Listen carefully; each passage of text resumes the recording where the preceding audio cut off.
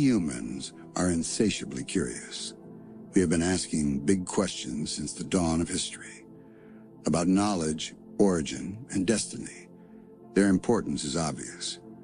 Our answer to the first shapes our concepts of who we are, and our answer to the second gives us goals to live for.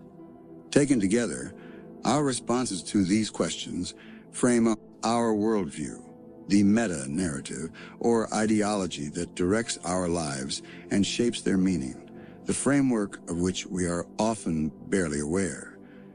These are not easy questions, as we see from the many and contradictory answers on offer. Yet by and large, we humans have not let that hinder us. Over the centuries, some answers have been proposed by science, some by philosophy, some based on religion, others on politics, and many on a mixture of all of these and more. Many current developments were foreshadowed in famous dystopian novels such as the 1931 novel Brave New World by Aldous Huxley and George Orwell's novel 1984, published in 1949. Both of them have, at various times, been given very high ranking as influential English novels. For instance, Orwell's was chosen in 2005 by Time magazine as one of the 100 best English language novels from 1923 to 2005. Both are dystopian, that is, according to the Oxford English Dictionary. They describe an imaginary place or condition that is as bad as possible. Of course, neither Huxley nor Orwell knew anything about AI, but nevertheless they imagined a future shaped by the technology around them and by their ability to imagine future developments in that area, many of which imaginings turned out to be prescient. The dystopias each envisaged are markedly different from each other, and the differences give us useful insights for our own quest, as was succinctly explained by sociologist Neil Postman in his highly regarded work, Amusing Ourselves to Death. Orwell warns that we will be overcome by an externally imposed oppression. But in Huxley's vision, no big brother is required to deprive people of their autonomy, maturity, and history. As he saw it, people will come to love their oppression, to adore the technologies that undo their capacities to think. What Orwell feared were those who would ban books. What Huxley feared was there would be no reason to ban a book, for there would be no one who wanted to read one. Orwell feared those who would deprive us of information. Huxley feared those who would give us so much that we would be reduced to passivity and egoism. Orwell feared that the truth would be concealed from us. Huxley feared that the truth would be drowned in a sea of irrelevance. Orwell feared we would become a captive culture. Huxley feared we would become a trivial culture. In short, Orwell feared that what we hate will ruin us. Huxley feared that what we love will ruin us. In 1992, Postman published a further book, Technopoly, a word he coined to express the fact that our society no longer simply uses technology, but is shaped by it. He holds that new technologies alter the structures of our interests, the things we think about. They alter the character of our symbols, the things we think with, and they alter the nature of community, the arena in which thoughts develop. In short, they alter, indeed determine, the way in which we perceive reality. This insight is highly relevant to our topic of how one particular technology will shape the future of the entire planet. Postman sums up attitudes to technology. First, technology is a friend. It makes life easier, cleaner, and longer. But of course, there is a dark side to this friend. Its gifts are not without a heavy cost. Stated in the most dramatic terms, the accusation can be made that the uncontrolled growth of technology destroys the vital sources of our humanity. It creates a culture without a moral foundation. It undermines certain mental processes and social relations that make human life worth living. Technology, in some, is both friend and enemy. Postman argues that we are now living in a technopoly, a self-justifying, self-perpetuating system wherein technology of every kind is cheerfully granted sovereignty over social institutions and national life. These words aptly summarize much of what we shall explore in this book. It looks as if the predictions of both Huxley and Orwell are being realized in our contemporary culture. Advanced technology is responsible for billions of dollars of commerce, yet there is fear in some quarters that it will not only inevitably shape our future, but that aspects of it may pose an existential threat to all humanity so severe that there may be no future. One of the earliest works that inspired books such as Huxley's and possibly Orwell's is the 1921 science fiction novel We, by Russian author Yevgeny Zamyatin. Zamyatin wrote about one state, a city made of glass so that its citizens could always be observed. Long before Zamyatin, the 18th century British philosopher Jeremy Bentham conceived his panopticon penitentiary. This prison featured a central tower from where all prisoners could be watched by a single security guard. That guard could not possibly watch all the prisoners all the time, but the inmates did not and could not know when they were being watched, so fear took hold, and they behaved as if they were being watched all the time. Bentham's panopticon was never actually built.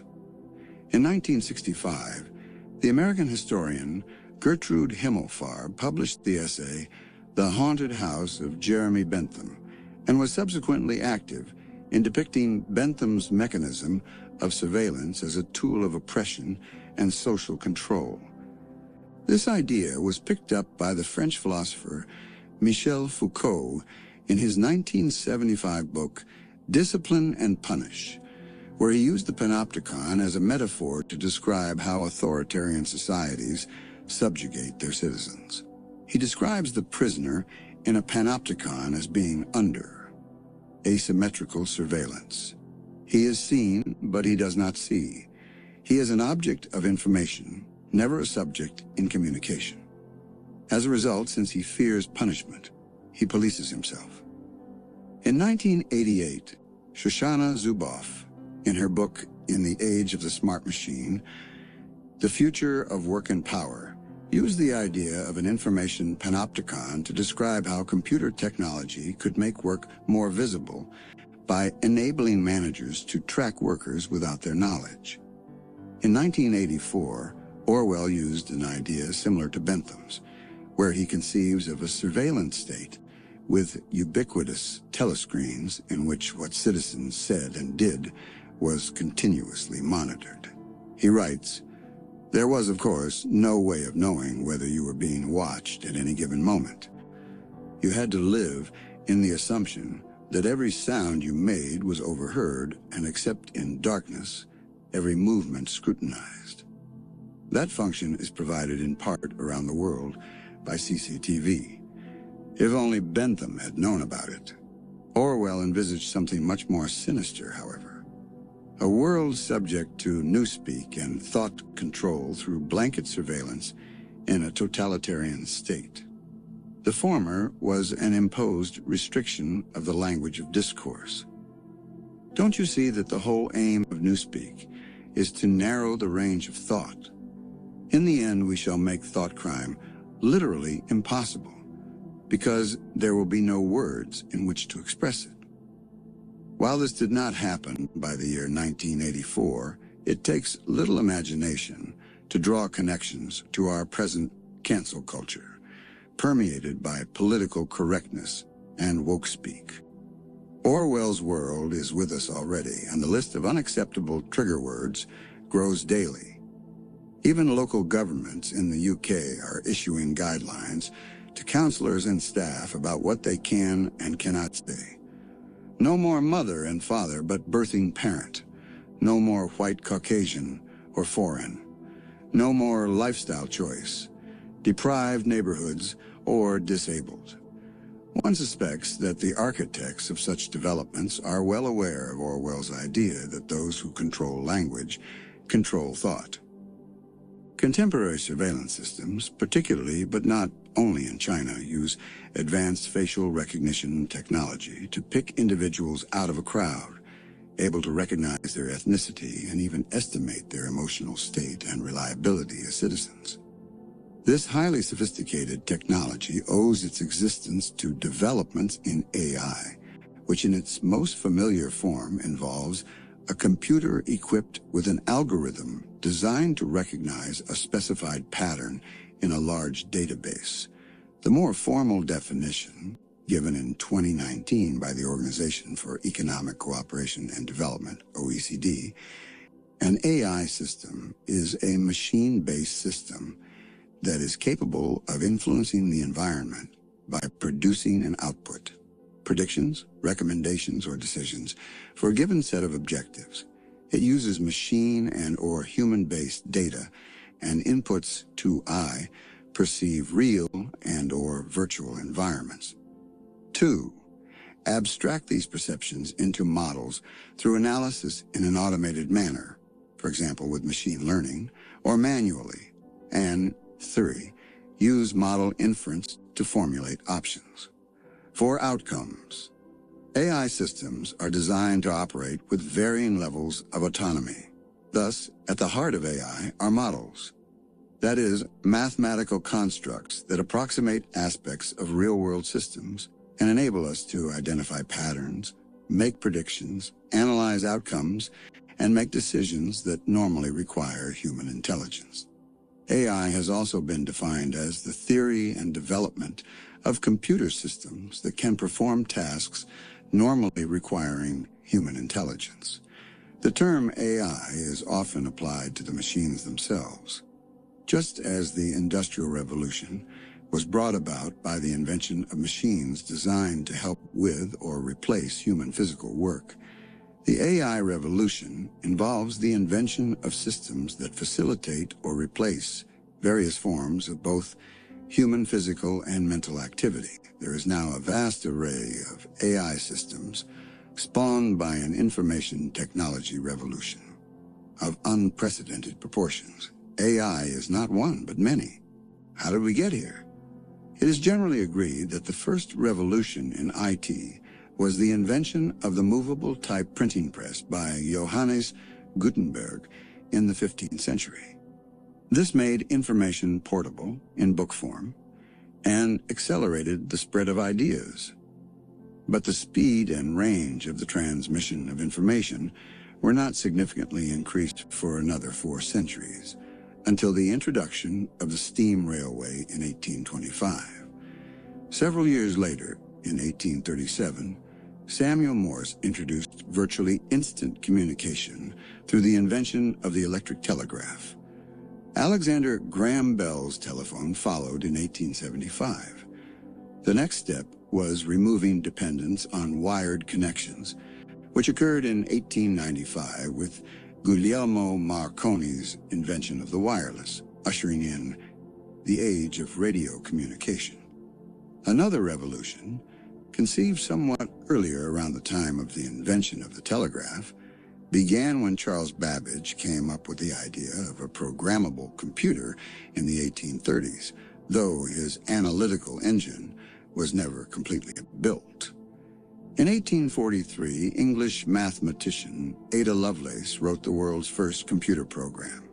Another 90-plus years went by until in 1936, the situation was transformed by the British mathematical genius and computer scientist Alan Turing, who successfully led the team at Bletchley Park that solved the problem of the German Enigma machine and hastened the end of World War II.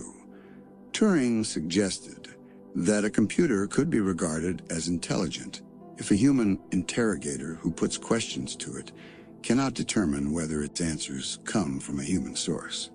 This procedure is called the Turing test. Turing also conceived the idea of a universal computer, now called a Turing machine. The first practical stored program computer, called The Electronic Delay Storage Automatic Calculator, or EDSAC, was built at the University of Cambridge, and its first program was run in May 1949 when EDSAC calculated a table of squares in a list of prime numbers. The first course on computer science at Cambridge was taught by Maurice Wilkes in 1953. I was privileged to attend Wilkes's lectures in 1962 and reached the dizzying heights of running a simple program on EDSAC-2 that Wilkes and his team had constructed in 1958. I expressed interest at the time in pursuing computing to my college mathematics tutor and was summarily told that there was no future in it. It was not a direction in which any self-respecting mathematician should go. Not being made of a sufficiently rebellious stuff, I took his advice and missed a golden opportunity of being involved at the beginning of a major revolution. Such were the days. The computer chip was invented by Jack Kilby and Robert Noyce in 1959, and a prototype of the modern computer was unveiled by Douglas Engelbart in San Francisco in 1968. Intriguingly, in light of subsequent developments in AI, Engelbart entitled his presentation, "A Research Center for Augmenting Human Intellect." Apple was co-founded by Steve Jobs and Steve Wozniak in 1976, and IBM produced its first personal computer, Acorn, in 1981. In 1989, Tim Berners-Lee wrote the specifications for the World Wide Web. In 1996, Sergey Brin and Larry Page invented the Google search engine. The computer revolution was in full swing. All that was now needed was sufficient time to pass for the operation of Moore's Law, which states that computing power doubles roughly every 2 years, to reach a stage where computers would have the massive power needed for the development of the advanced AI we see today. Driven by global commercial interests, billions of dollars are now being invested in the development of AI systems in the hope, according to the global firm McKinsey & Company, of creating an additional $13 trillion of value by 2030. Not surprisingly, there is a great deal of interest in where this is all going. Will it bring about better quality of life through digital assistance, medical innovation, and human enhancement on the one hand? Or will it lead to massive job losses, loss of freedom, Orwellian totalitarianism, and possibly the end of humanity altogether on the other? Even the Pope has been involved in the debate. In September 2018, he sounded a warning that the race to create AI and other forms of digital development posed the risk of increasing social inequality unless the work was accompanied by an ethical evaluation of the common good. If technological advancement became the cause of increasingly evident inequalities, it would not be true in real progress, he warned. If mankind's so-called technological progress were to become an enemy of the common good, this would lead to an unfortunate regression to a form of barbarism dictated by the law of the strongest, stating that the risks of technology lacking human values of compassion, mercy, morality, and forgiveness are too great. He made an urgent plea for an international treaty to ensure that artificial intelligence is developed and used ethically.